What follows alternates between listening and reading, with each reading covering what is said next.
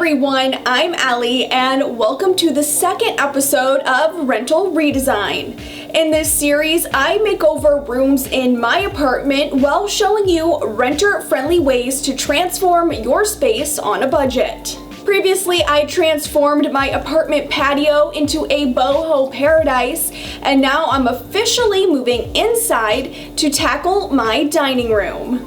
I already showed you what this space looks like in my new apartment tour video that I posted a couple weeks ago, but let me refresh you on how this space looked. My dining room is connected to both my living room and kitchen. It has two large windows and definitely gets lots of natural light in the morning. Because of that, I've been using this wood ladder shelf as a makeshift plant stand. Now my dining table and chairs fit perfectly in the center of the room since the room is pretty small. And because this is a one-bedroom apartment, I've been using my dining room as my craft room. So I have my drawer unit and a very cluttered cube shelf in the other corner. So that is the space I was working with, and the first step is to remove all of the furniture.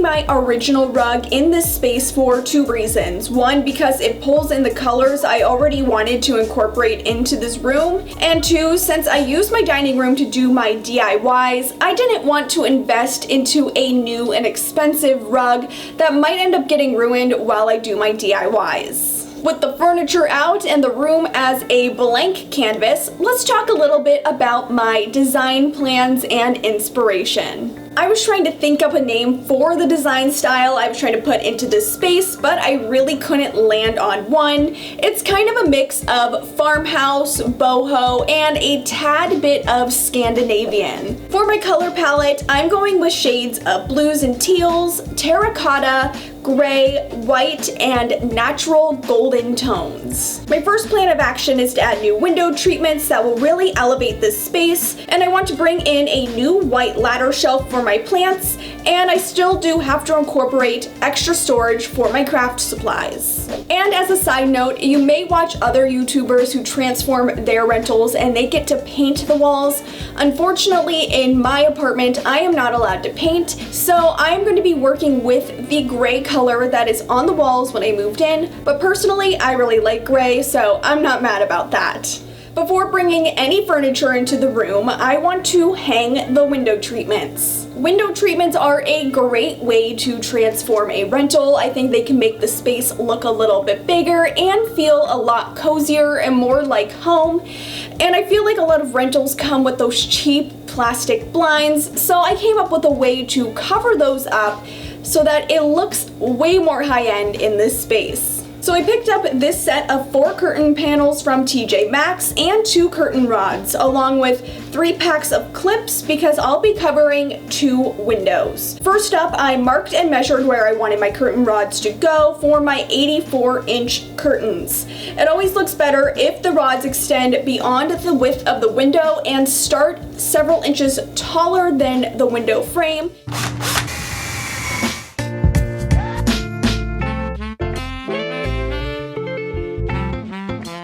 I'm hanging my curtains using curtain clips, doing 5 clips on each panel for a super relaxed look.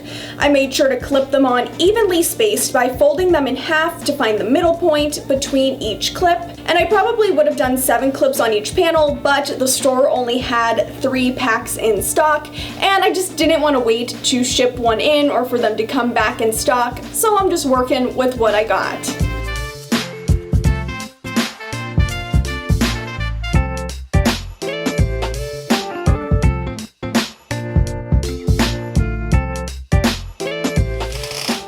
wanted to do something to hide the really ugly white plastic blinds that came in my apartment that come in so many rentals, but I didn't want to take them down because I think blinds are a super useful thing to have, so I just wanted to cover them up a little bit. I was inspired by the bamboo Roman shades trend, but wanted to think of a much easier and more affordable way to replicate the look. I went to the fabric store hoping to find a nice textured jute material, and I ended up finding this, and it is just perfect. It's a soft woven tan fabric, and it has so much texture that I knew it would look like woven seagrass once up on the window. I bought 2 yards and brought it home. First, I cut the fabric in half so I'd have a piece for each window. Next, I cut the material down to the width of my window frame, adding on 2 extra inches for seam allowance. Then I pinned each of the sides and the bottom with a 1-inch hem and sewed up the 3 hems.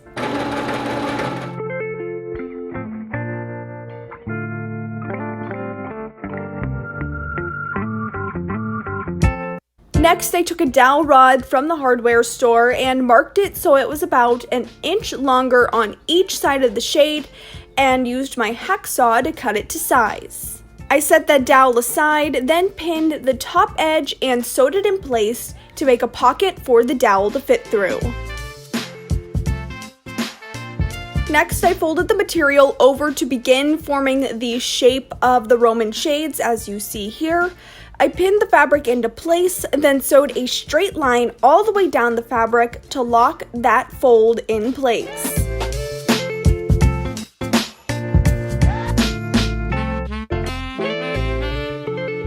Then I folded the material again to make one more pleat, then sewed that fold into place too. And then I noticed the hems weren't quite holding together, so I stitched down both folds that you see here on the back until everything stayed in place. Now my renter-friendly way to hang these shades is with command hooks. Now I thought I had clear command strips for my clear hooks, but I didn't, so I'm just working with what I had. I made sure to stick the command hooks evenly spaced apart and hung up my DIY'd Roman shades. With my window treatments complete, it's time to bring back in the furniture.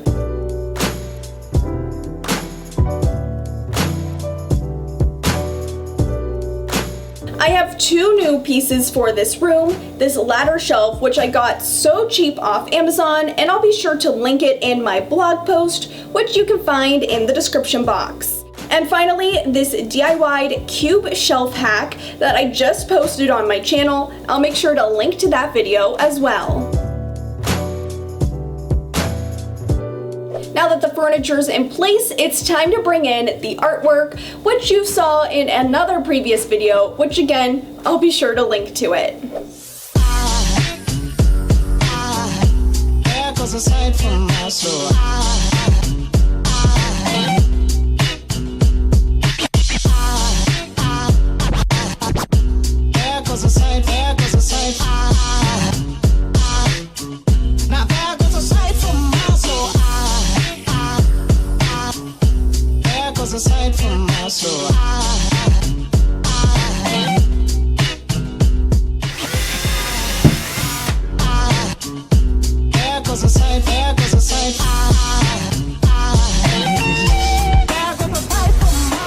For this last piece, I just wanted to cover up this ugly phone jack, so I'm gonna just hang a canvas right on top.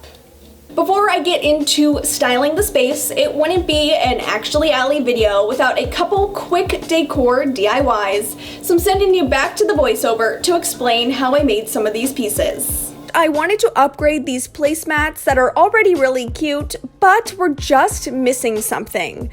So I got matching tassel trim from the craft store, cut it to the sides of the placemats, then used Gorilla brand hot glue for a really good bond to attach the trim to the back of the placemats on both sides. Now this one is hardly a DIY, but I picked up these Monstera leaf bookends from the Target dollar spot a couple months ago and just spray painted one of them white so that it would match my decor. Spray paint is one of the easiest ways to make any decor piece match your room. And lastly, I just needed a little extra something for when I style my shelves, so I decided to make one of those super trendy wood bead garlands. So I cut a piece of jute twine to the length that I wanted, then simply began stringing the wood beads on, making sure to vary their size to create some visual interest with the piece. After the beads were on, I made 2 tassels with some of the jute twine, then tied them on to the ends of the bead garland. Now that it's time to decorate, I want to also share a couple tips on how to style a shelf. First up, figure out your function. For me, this is a shelf to place my plants, so I made sure that my plants made it onto the shelf first. So I'll admit, this one is not a real plant. I have plans of getting a real plant to put in this really cute flower pot, but I liked how it matched with my decor, so I didn't want to pass up on it. My next tip is to gather all of your decor that falls into your color palette so you can see what you're working with. You want a variety of texture, color, height, and art. I started working shelf by shelf, starting at the top and working my way down. I made sure to style each shelf with a variety of textures and colors so that the whole shelf would look like a cohesive decor piece.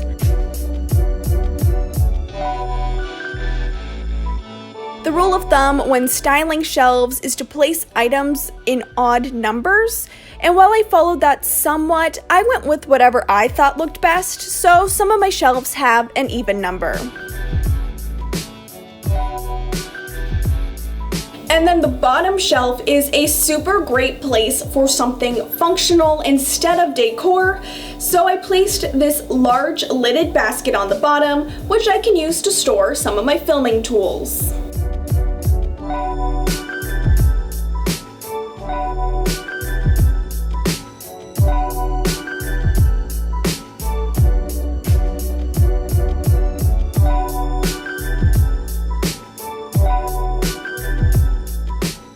Finally, it is time to bring in the finishing touches. On my cube shelf, I placed 2 candlesticks with battery-operated candles. I didn't quite know what I wanted to put in this space, so these are acting as filler for now. I'm then loving the trend of big glass vases, so I placed this one from Walmart on the other side.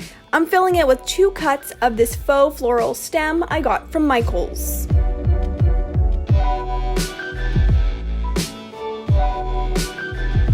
I wanted my craft drawers to look a little bit more like part of the room, so I placed one of my houseplants on top.